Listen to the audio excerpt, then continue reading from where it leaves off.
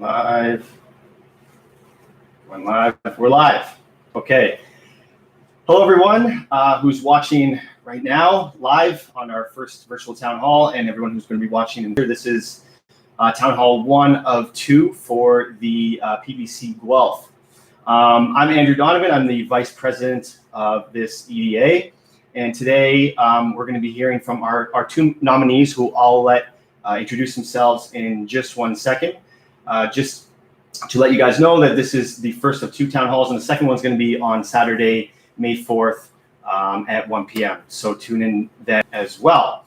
So no further ado, let's meet the 2 nominees.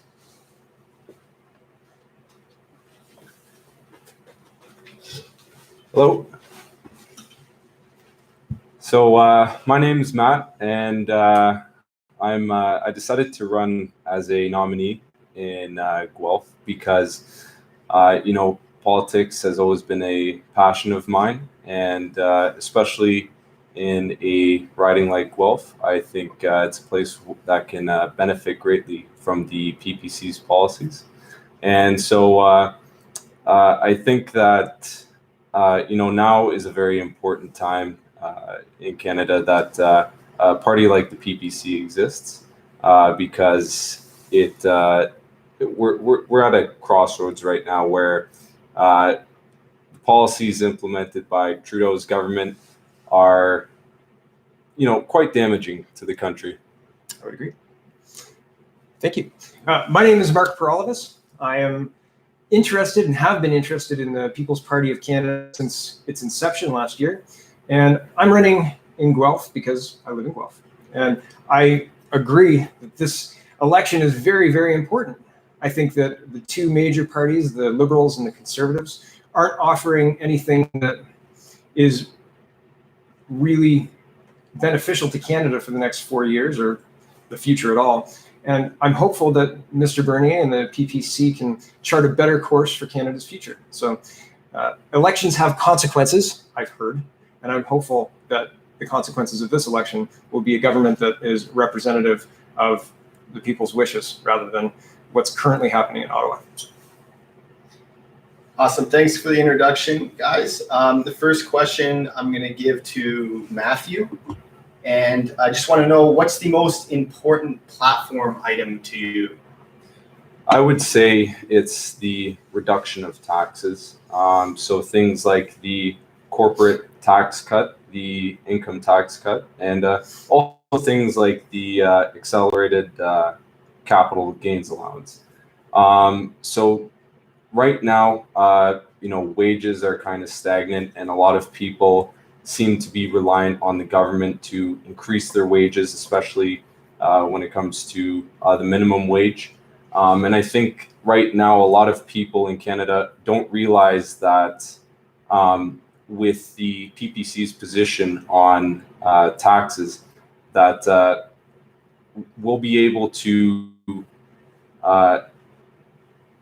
afford a lot more in terms of prosperity, because currently right now our businesses are stifled by the amount of taxes and regulation. A lot of entrepreneurs are discouraged from investing, and so things like that generate wealth in our country, and it's not necessarily the government. The government isn't known to generate wealth. I like to say that it's false prosperity if it's coming from the government. And so yeah, I think if we were to have those tax cuts and have those tax cuts implemented, I think Canada would see a lot more growth than it ever has in the past. Same question to you, Mark. Fair enough. I think I like a lot of the policies on the People's Party. I think a couple of the most important ones. Man, you asked for one, and I'm trying to say 2.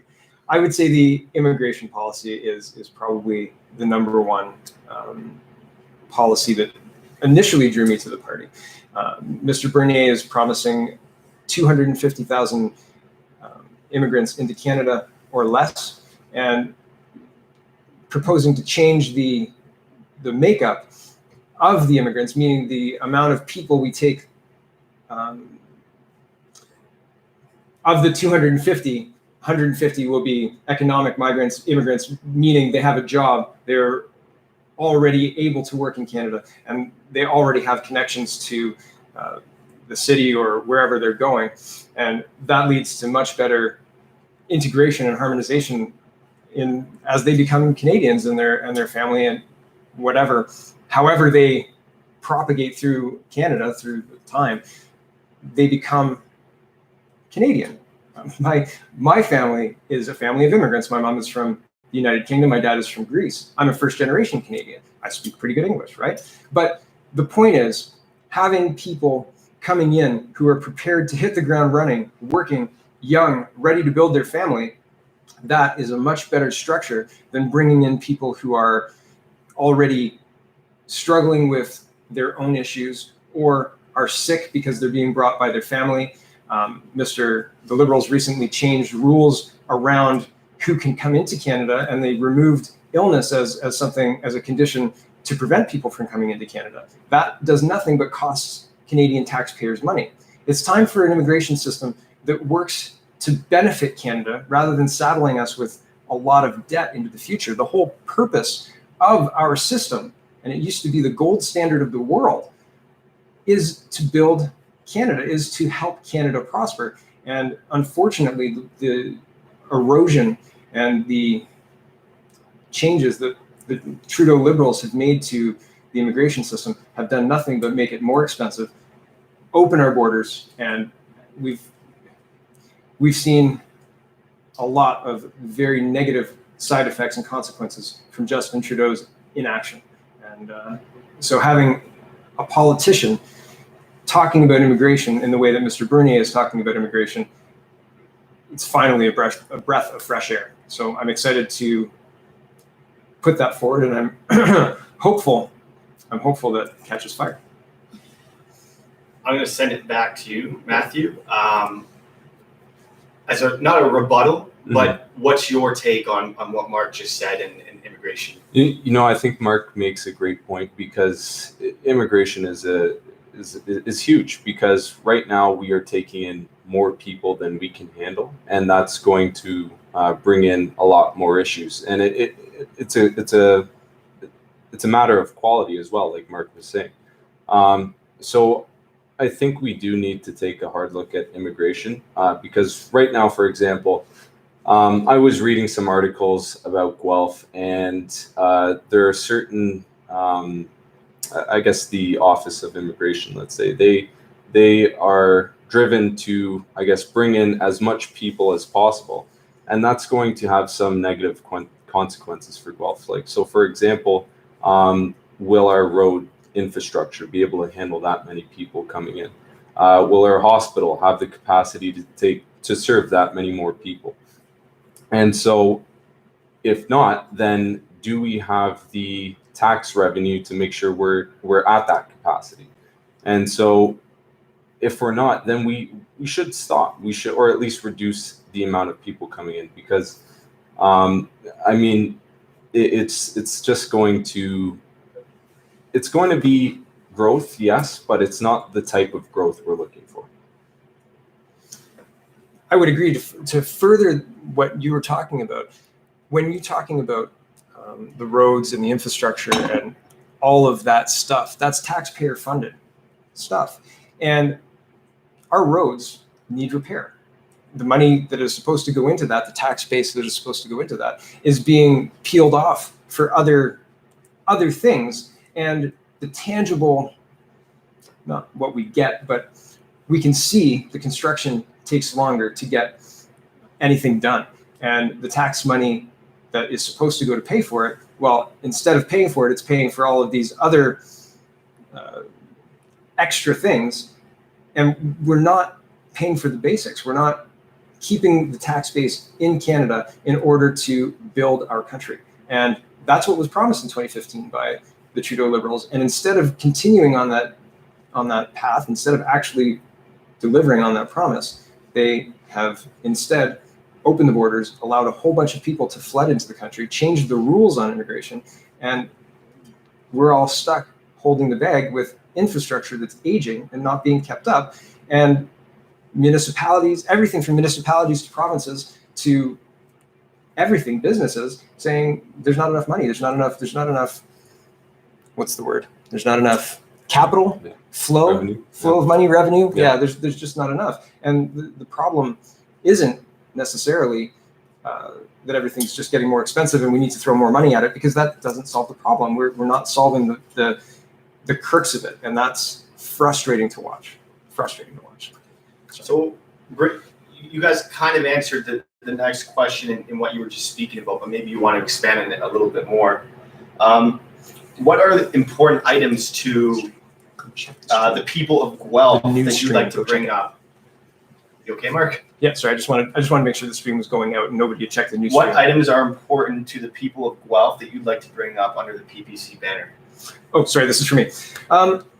Again, I think this election is, when you look at the media, when you look at the newspaper articles, they're going to want to make this election about climate change, about very, very big issues, big, vague issues like climate change. And really what I think this is going to be about is kitchen table issues. I think this is going to be about affordability. I think this is going to be people looking at their pocketbooks. And again, Mr. Trudeau promised in 2015 that he was going to help build the middle class. But what's actually happened is middle class taxes have gone up, incentives for savings have gone down, and people are feeling stretched at every single place, from the grocery store to the gas station. If you look at the BC taxes for gas prices, they amount to 52 cents. That's a lot of money, and that's what's coming to the rest of Canada if we allow this carbon tax to continue. So we can talk about the really broad, vague stuff, but we need to bring it down to the kitchen table issues. How are we going to pay for dinner Monday, Tuesday, Wednesday, Thursday, Friday, and Saturday and Sunday? And what about the kids? All of those things are more about affordability. So I don't think Guelph is immune to going into Walmart and seeing the price of food. I mean, a box of cereal that was $3.99, $4.99 is now $6.89. I saw on the end cap, and they were happy about this price. All of these foodstuffs, all of these necessary costs are doing nothing but increasing. And again, that doesn't help the marginalized people in our society. We've got homeless people. We've got people who are so addicted to drugs that, I mean, the needle, the free needle exchange is a hot topic in this city. And these are domestic issues that we should be solving. So what do I think is the most important election issue? Like I said, affordability and kitchen table issues. If you look at the money you have and how much it costs to run your household, and then you look at Justin Trudeau saying, you have enough money and I'm going to take more of your money and then give it back to you for the carbon tax. It defies reason. I know already people are struggling. Everywhere I see it, people talk about it all the time. And so why are we punishing an entire country in order to achieve what? In this situation with the carbon tax, it doesn't actually reduce emissions. So the goal is to reduce emissions, and the vehicle to achieve the goal, it doesn't work. And it makes everything more expensive. Why are we doing it? So kitchen table issues, costs, affordability, and the rising costs in Canada, and the fact that the federal government is doubling down and saying, you have enough money. I'm saying it's time to stop the tax man. The thing that makes businesses, I'll be quick and I'll let you talk. Yeah. I'm sorry, I've been talking for a while. The thing that makes Canadian businesses great is when they have money to invest, they invested in their business and they improve their business, and they know how important environmental issues are, and they know how important sustainability and having a system that works today and tomorrow, next week, next year, 5 years from now, 10 years from now, and 100 years from now. Everybody in Canada understands that we've got one planet. But that doesn't mean we should send all of our money to Ottawa and let them fix it. I let them deal with SNC-Lavalin. I let them negotiate NAFTA, now USMCA. And just look at those two results. Awful. SNC-Lavalin, I don't want Justin Trudeau in charge of that. And the USMCA, that was an absolute boondoggle. It was terrible. And giving Justin Trudeau and the Liberal Party more money to burn and throw away on absolutely nothing makes zero sense to me. Canadians know how to spend their money. I know I'm being told to be faster, I'm sorry. Canadians know how to spend their money and invest it correctly, and they should be allowed to, not tax into poverty. Okay, I'm sorry, I'm done now. Yeah. Do you remember the question again? Yeah. So the most important. What was the question? Okay. Yeah. So, what items are most important to the people of Guelph that you'd like to bring up under the PPC banner? Right. Yeah. So I agree with Mark completely that it is affordability. So I won't go too much into that, but from my experience, I do think the people of Guelph do still care about the environment, but I don't think right now that climate change is going to be on the forefront, but it's that concern for the environment is still there, and I think the Liberal Party, all the other parties are going to say, what is the PPC's plan on the environment? What are they going to do?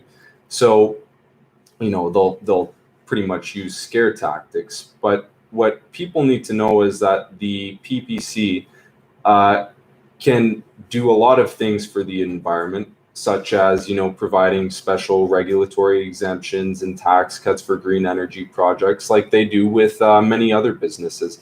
And if you look at studies, businesses that receive those tax cuts and special exemptions from regulations start booming, and they become very successful. So I think addressing that to people in Guelph will certainly give them the best of both worlds. So the PPC's policies really can show them that you're not going to be suffering anymore because you're getting taxed to death. You can't afford a new car. You can't meet your mortgage payments or anything like that. But you're also going to we're also going to meet the social obligations, such as looking after the environment. So I think those two for the people of Guelph will certainly be at the forefront. But with this election in particular, I really do think, like Mark said, it's going to be affordability for sure, because it's worse than ever. So yeah, I just want to kind of put a quick aside in there. The PPC, in my opinion, Mm-hmm. I don't know that we would go for subsidies and because that's picking winners and losers, and you know what I mean. So I understand what you're saying. Like we could, when you incentivize something, when you say we're going to do X to incentivize something, it doesn't matter. Then you can incentivize a business, but I don't know that we would go that route. So I just want to put that out there because I agree. Not necessarily subsidies, but just general tax cuts and exemptions to certain regulations with research and development. I think it's not to say that the PPC would go for it, but if any party were to, it would most likely be ours. So well, I think that the valuable part of our party is, to give a quick example, Beldun or Beldoun, I don't know what it is exactly, but Beldun is a power station in New Brunswick. And in order for them to continue making a profit, they had to be exempt from the carbon tax, right? They're paying $1. They're paying essentially $1 carbon tax instead of the regular the high carbon tax. Yeah. And what this does is essentially it exempts them from the carbon tax, right? But if you had a business in New Brunswick, you wouldn't be exempt from the carbon tax. You'd be expected to pay it, right? And a small business and a house, right? So your house is applying to the carbon tax, or your house qualifies for the carbon tax. Your business qualifies for the carbon tax. Yeah.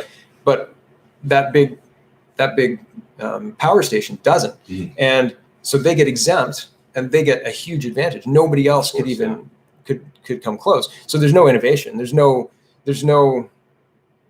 incentive for anybody to compete. So these guys have this big monopoly. They don't have to pay most of the costs that other people have to pay. They can just roll with it, and that's part of the problem. So PPC fundamentally says everybody gets this reduction. Stop paying that many taxes, and the innovation is going to come. The innovation is going to come because somebody's going to find a way to make money from these things. Yeah. But you can't find a way to make money if if the government says, hey, that's a great $10 bill there, 7 of those dollars are mine. And you say, well, I don't have any margin on that. I can't work on that. I can't feed my family on that. And the government says, but there's less carbon. And you say, you can't prove it. Yeah. So that's the problem. So I understand what you're saying. And I'm sure there's a mechanism that can incentivize properly without the negative side effects of what we're talking about. But I think fundamentally the PPC's plan and our plan is to drop businesses and make it affordable to run business in our country, because it should be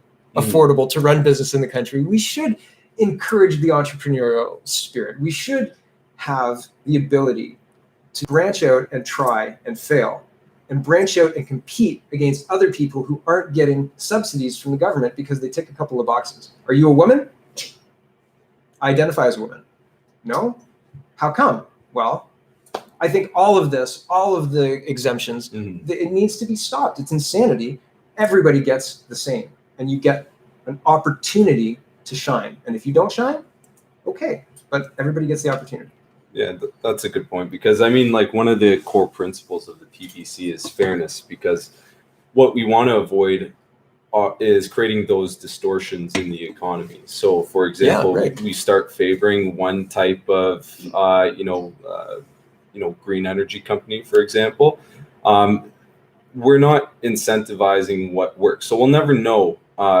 Because if we create, again, it goes back to artificial competition. If that environment is there, we're never going to know what works. And so in a free market, only what works will succeed. So right. And so what we're talking about basically is like, the government getting out of the way, stopping picking losers and winners, and letting the free market do what it does best. Finding the solutions that work and allowing them to work.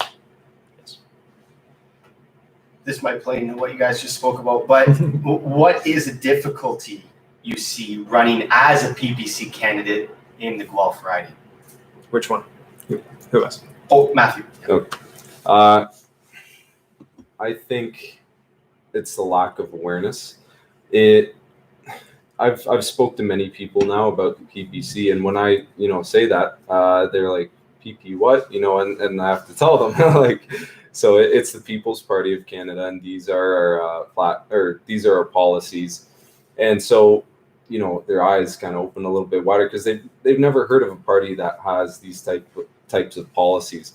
But in addition to that, they've been exposed to so much media that provides them so much misinformation about our party. So what they normally hear are the standard talking points. Oh, the People's Party is far right. They're, extreme, libertarians. They're going to cut all the social services. And so, and it's easy for them to digest that, because a lot of the times on the news, those points are provided in, 5-second points. So there's a lot of that to overcome. So it's tough. So I think what's really going to help our party is just a lot of exposure and using social media to elevate ourselves above the other parties. And I think that, and I've noticed the PPC is better at using social media. So to cut you off just for 1 sec, because I'm going to go into the solutions to what I think is going to be a very similar answer that Mark's going to give. So let's right now focus. Hold on, no, I want to respond to. Yeah, you are. But just to preface it, this is about the difficulties you see running in Guelph. Okay, so okay. I would agree. I think awareness is a big problem. But the other day I was at a bus stop. I pick my daughter up from the bus every day, and I drop her off at the bus every day. And I talk politics every so often, but I have a different venue for that, so I try and not force my politics down other people's throats. But I was asked a question at the bus stop, and I said, "Oh, I'm really excited. I'm going to see Maxime Bernier tomorrow," and that was today. And one of the people at the bus stop kind of was like, "Oh, you don't like him," and I said, "Oh, actually, I do," And so that generated that conversation, and the response was, "He's alt-right. He's alt-right, and he doesn't like immigrants." And I said, "Well, no, that's not true. And the education side of it came out, but the misperception that Mr. Bernier and the People's Party is somehow alt-right is confusing to me, to say the least. I don't know what is alt-right about wanting to limit the number of immigrants coming into Canada. Before 2015, we had limits and everybody was fine with it. There was no problems with the limit. And the limit was, in 2015, 250,000 people per year. And that limit was enforced. They had the temporary foreign workers, TFW program that happened as well. And that added to that 250. And I think it was somewhere around 310. But regardless, the immigration system was clear. The expectations were outlined pretty well. And it worked. In 2015, if you think back, nobody was complaining about immigration. Nobody was being called Nazis or alt-right or white supremacists. Nobody. Really, the white supremacist Nazi thing is very new, and it's really concerning because I don't think I've met one white supremacist in my entire life, not in Guelph. And a Nazi, I don't know that I need to explain that, but it's a very silly prospect that there's Nazis running around Guelph trying to join politics or trying to turn Canada into something that it fundamentally isn't. The People's Party is about maintaining Canada's greatness into the future, making sure that the problems that Europe is seeing from weaponized mass migration, look at London, look at Paris, making sure that those problems don't come here. And those are problems. Those are things that are happening in our world. Venezuela in 2009 was a lovely place and much richer than it is now. And if you look at Venezuela now, well, they're struggling. And that's, I mean, understating it tremendously, but I don't know enough about that situation to talk about it right now. But my point is, this happened in modern times. This happened in 10 years, less than 10 years. And, well, could it happen here? I desperately hope not. But my eyes are open enough to realize that I've got skin in this game. I don't want to be protesting in the streets because my government doesn't represent me and is more interested in propagating their economy that they've built that relies on growth, never-ending continued growth. So that's strange. It appears we're having technical difficulties. Oh, is it not going? There it is. Just stop treatment 3 minutes ago. 3 minutes ago. The stream did? Do we want to check that quickly? Check and see. You did? It might have. Someone did for me. Oh, okay. It looks like we're still going. Yeah. 27 minutes in. Let's see. We're gonna Technical difficulties. If you're still watching, sorry about that, everyone. I can't end the stream without. My Well, father just told me. there's 2 people watching we've got here, but At At 8 o'clock. it looks like I think you're up. are we back up? 2 seconds, everyone. That's okay. This is right in the middle of the. It's recording too. So. Anyway, we're still recording. He said it's working. Oh, it's working! Yay! Okay, Andrea, we're back on. Next question. That's okay. These things happen. The internet, man. It's our first time through this. Yeah. We're gonna learn. Saturday will be just like this. It'll be just Just exactly. like this. Okay, so Mark, you both spoke in some broad sense about communication, like people knowing who the PPC is, Mhm. and how you can not only get the message out there, but get the right message, the correct message of Right. who Maxime Bernier Yeah. and the PPC is, and who you are as nominees and potential candidates in this running. So let's play off that. How are we going to improve this vision that people are misinformed about the PPC and Maxime Bernier, and perhaps both of you? Fair enough. I'll start with you, Mark. My turn. Okay. Technical issues. So I think the way to improve it is to show people. I said at the end of my bus interaction that I'm not a monster. I'm not some terrible person. I don't walk around wishing harm on anyone. As I said, I'm a first generation Canadian. My parents were both immigrants from Greece and from the United Kingdom, from England. And I want everyone to be able to live the life they want to live in this country. But that means that everyone has an individual responsibility to live the best life they can, and the respect to let other people live the best life they can. And that's hard. So how do you get that out about the PPC when every mainstream media is pushing one version of the story? Well, I think connecting with people and talking with people like this, and I intend on doing YouTube videos to talk with you guys in Guelph and bring what the federal politics, how that impacts us here, because it's hard to imagine how much work and what is actually done in Ottawa and how that impacts directly people's lives in Guelph. It's almost, well, it's so hard to fathom, like what's the day-to-day work? What are you even trying to do before the end of the week, right? It's hard to fathom. So I think education, and the way to do it is accessible education. I think social media, I hate social media. I hate Facebook. I'll tell you, I hate Facebook. I haven't been on Facebook in a year and a half. It's terrible. It's awful. It is. Listen, Facebook is a version. It gives you a version of your friend. The version of your friend is designed to keep you on that platform for as long as possible. And it doesn't matter if that's really your friend. It's just designed to keep you there, right? So I just can't get behind Facebook.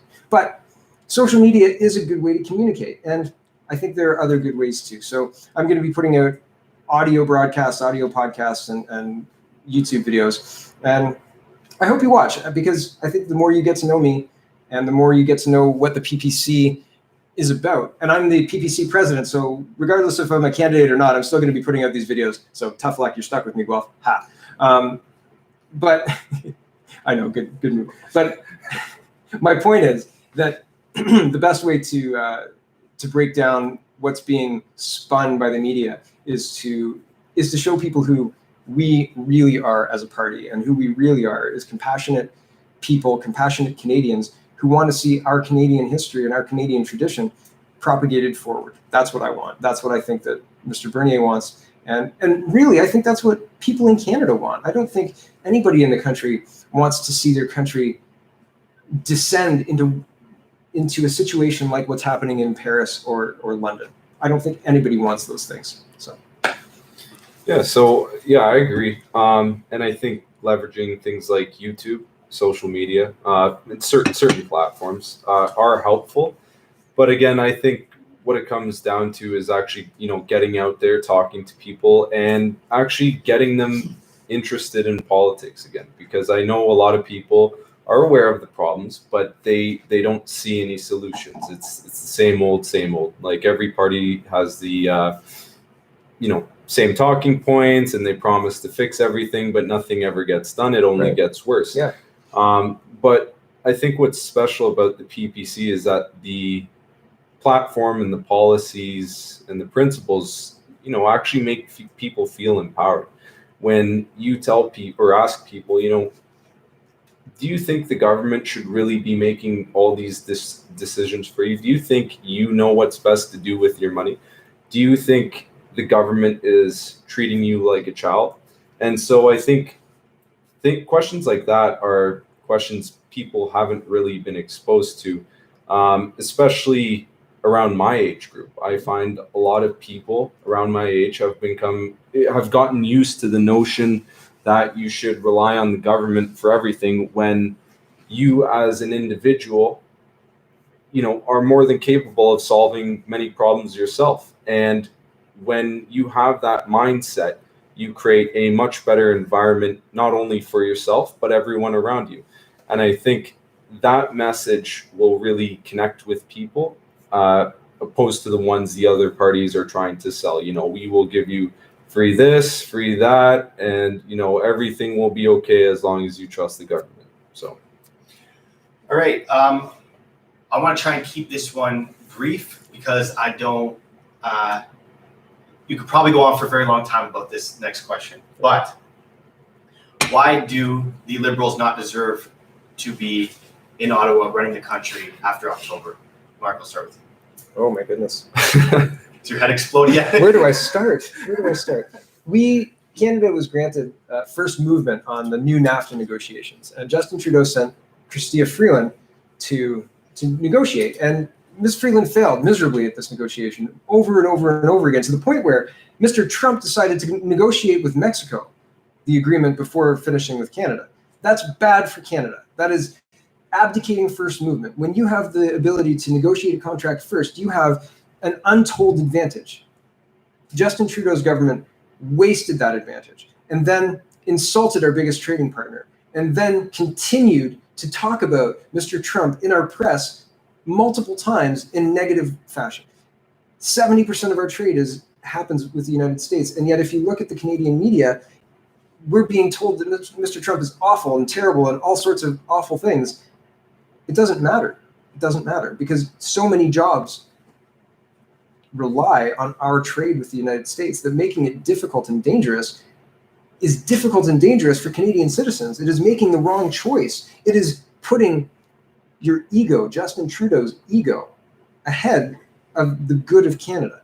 And I don't think there's a bigger, well, Justin Trudeau has probably committed bigger offenses against Canadians, but I think if I am, as a person who will be voting in the 2019 election, I think Justin Trudeau's arrogance and his discard for Canadian citizens in every single thing that he's done is a reason why he does not deserve even one seat, even one, in October of 2019.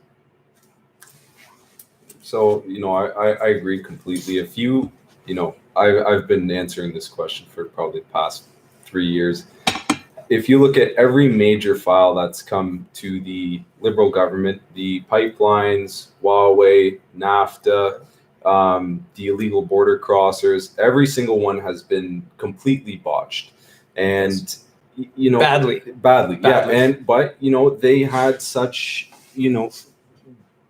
they acted with extreme arrogance. They thought, they were still in the right. There were so many times where I wish Justin Trudeau's government would just come out and say, look, we didn't do this correctly. We hear the criticism, and we hope you can forgive us, and we'll try a different approach because we hear what you're saying. I think, if they had done that, maybe I would say, okay, Justin Trudeau, we'll give him a second look. But no, every single time it was, we're right, you're wrong, and there is no problem with the way we handled it. So. And you experienced it differently. Yep. Twice if you were a woman. That's right. Okay, so playing off that again, what changes would you, or we as a whole here, see in Canada if it were under the PPC banner? And I'll start with Matthew. All right. Well, I think the most important thing is that the PPC will put forth candidates that are going to act like regular human beings in government. I get tired of watching Question Period where it's, one person stands up, they give a canned talking point, the other person stands up, and it's the exact same thing, and it goes back and forth for about 20 minutes. And I think, that's such a travesty. These people should be having real conversations with each other and, admitting when they're wrong and, saying, that's a good point. Why don't we talk further about it and see if we can actually, find a solution that's actually going to make our country a lot better. And I think you'll get that from PPC candidates, because the people that comprise this party are people who deeply care, very, very deeply care. They deeply care about our country. And, I would say more so than a lot of the candidates in the other parties. So I'm not saying all of them, but, a good amount. Well, I don't know that we can speculate on other people's patriotism. I don't know about that. But I would say, okay, under a People's Party, the priority is freeing up your money to do with what you want. And I think that, well, between supply management, the price of milk, the price of gas, the price of eggs, the price of bread, having a tax system that makes sense in that no federal income tax up to $15,000, a normalized tax up to $100,000, and then another tax, any money above that, puts money back into everybody's pockets and frees up the ability frees up your freedom to make the choices that you want to make.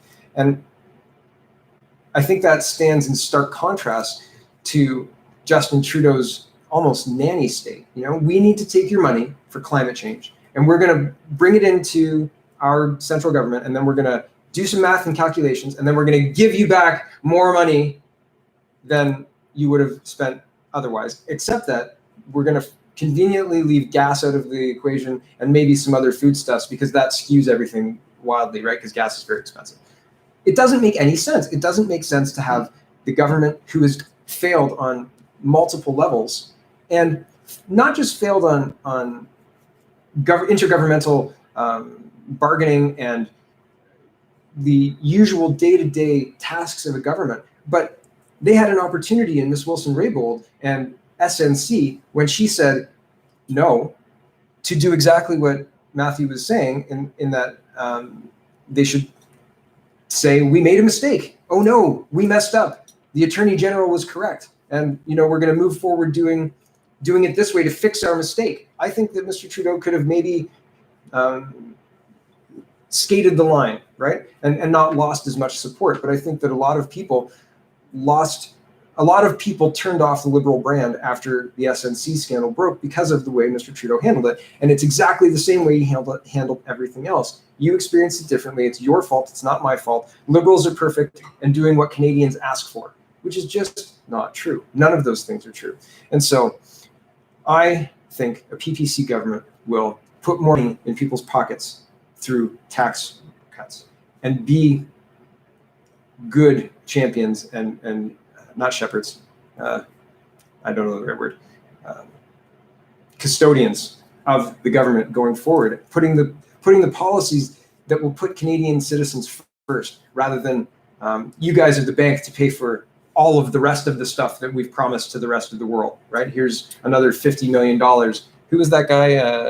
The Daily Show host. Trevor Noah. Yeah, here's $50 million, Trevor Noah. Well, actually, I don't know about that. So actual being respected by your government, I think, will be the fundamental difference between the PPC government and any other party at this point in time. That's what I think. Okay, it's 8:19, so we've got roughly 11, 12 more minutes left. I got one more, let's call it policy question for lack of a better term, and then two lighter questions that we can end up. So Sure. The last question, Mark, you're going to answer first.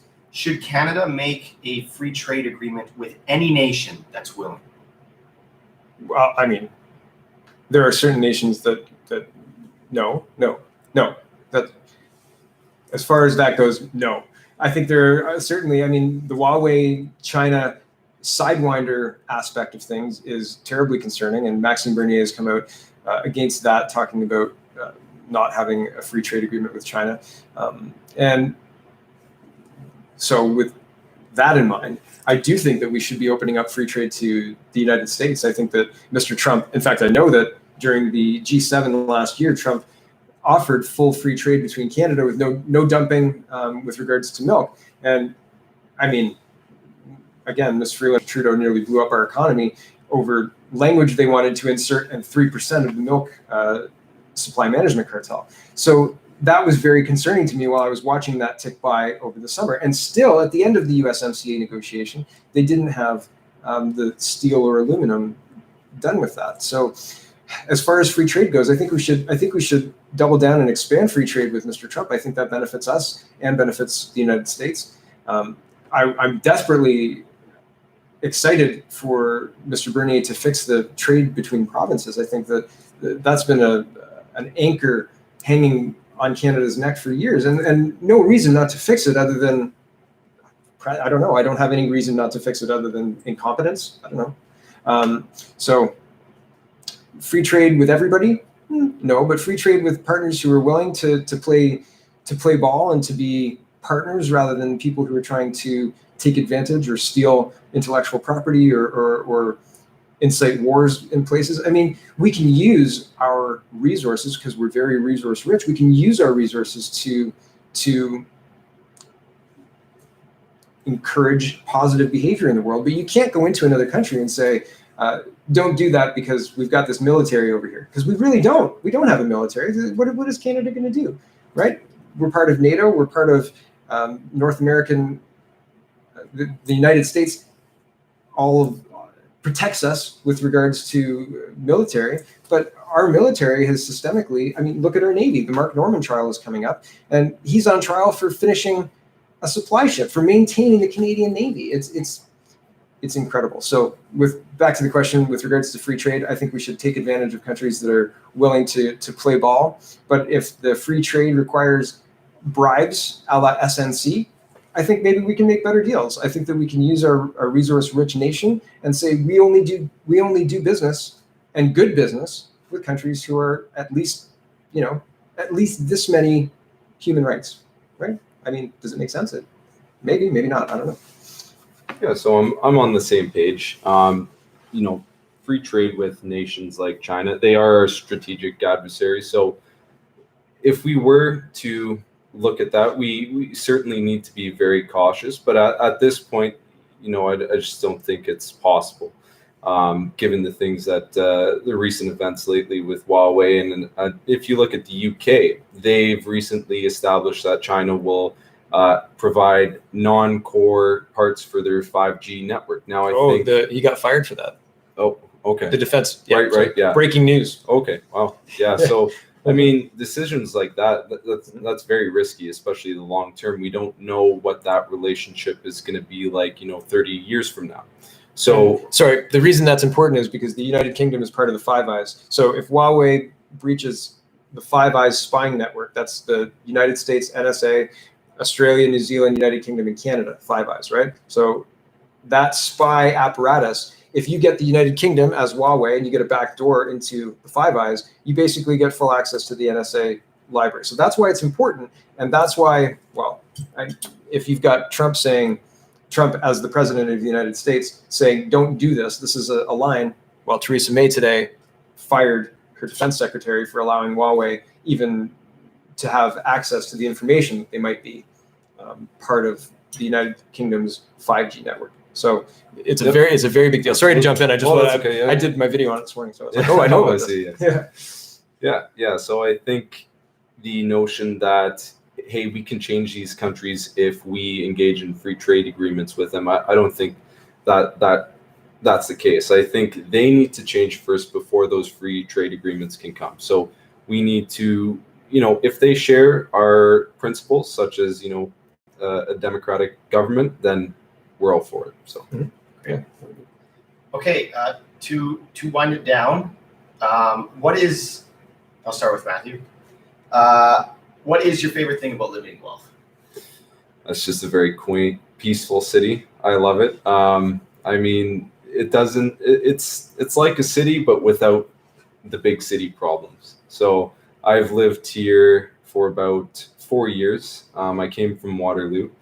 And it's just the people, the kind of city culture here. Everyone seems to be kind of, looking out for the community. And I think, you don't find that in a lot of places. There seems to be a disconnect in certain areas, maybe like Toronto.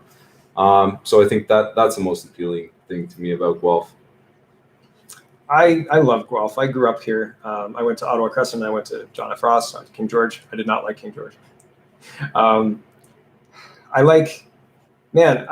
I grew up with downtown. I used to go to the Grasshopper Cafe, and then I went to the Cornerstone. And I mean, I used to be a regular at the Cornerstone. I used to do Wednesday night retro night at the Jazz.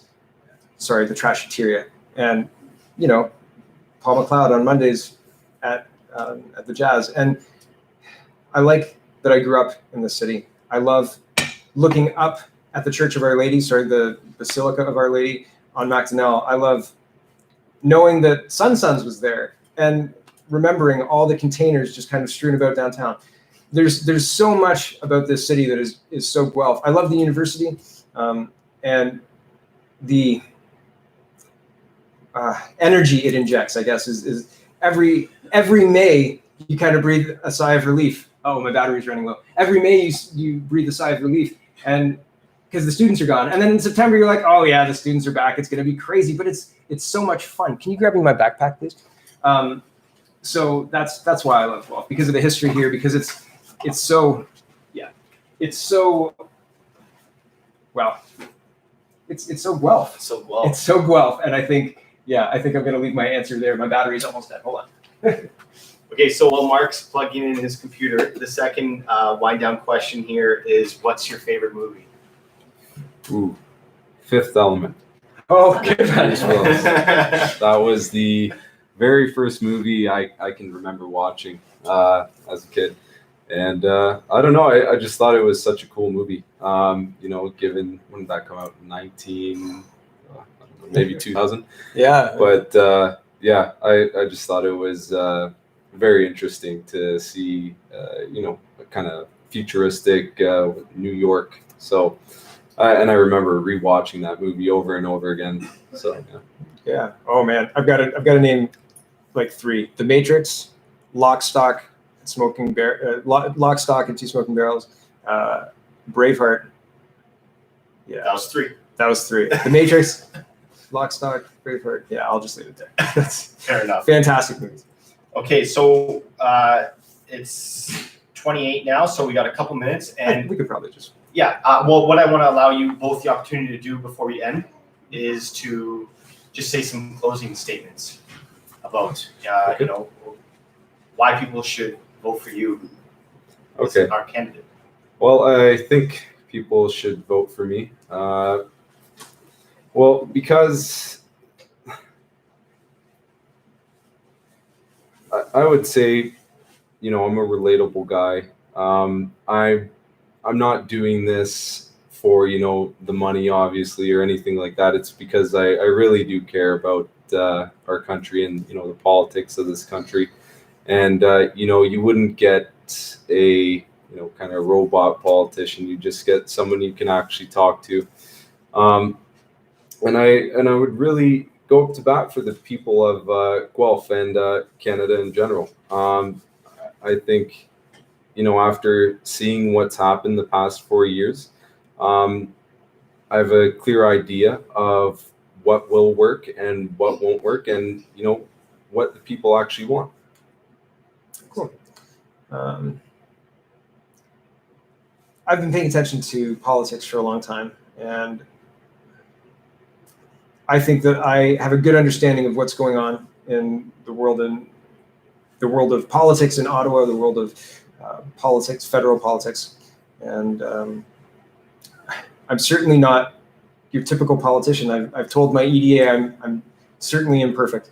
I've made mistakes in my life, but I think that overall, you don't want somebody who thinks they're perfect. I think that you want somebody who knows that they're flawed and they can make mistakes and will admit when they've messed up.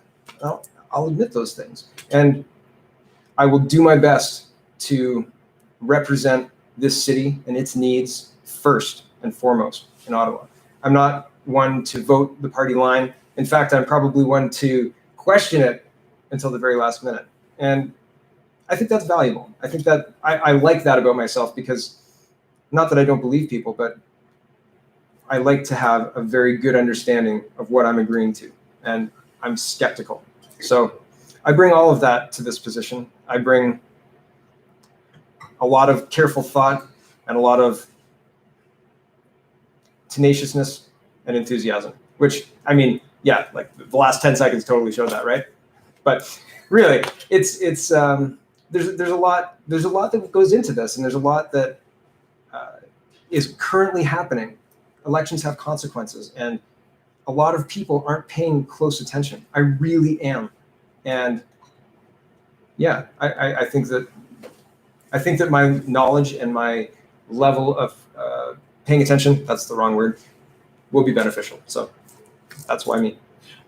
Great. Thanks, guys. Maybe I can just make a few quick closing notes Sure. here on the webcam for anyone who's tuning in now or later. As I mentioned at the beginning of this live stream, we're going to be having another one of these on Saturday, May the 4th, from 1 to 2 p.m., excuse me. And then from 2 to 3-ish, we're going to be meeting at Robusta Cafe, where you have a chance to come talk to Mark and Matthew. And then on the 11th of May, we're going to be holding our vote, where we'll have the opportunity to vote for one of these two nominees. Bertram. Pardon me? No, yeah. Hi again. It's at the Birch Room at the Victoria Road Rec Center. And there's an Eventbrite, etc. So we'd love to have you there. Come on out. Exactly. The only thing that's going to be required of you if you want to vote is you just have to be a member of the People's Party of Canada. So if you're interested in doing that, please do get that membership cleared up before the 11th. But I hope to see some of you downtown on Saturday from 2 to 3. And don't forget to tune to the live stream from 1 to 2. Okay. Awesome. That's it. Thanks, everyone.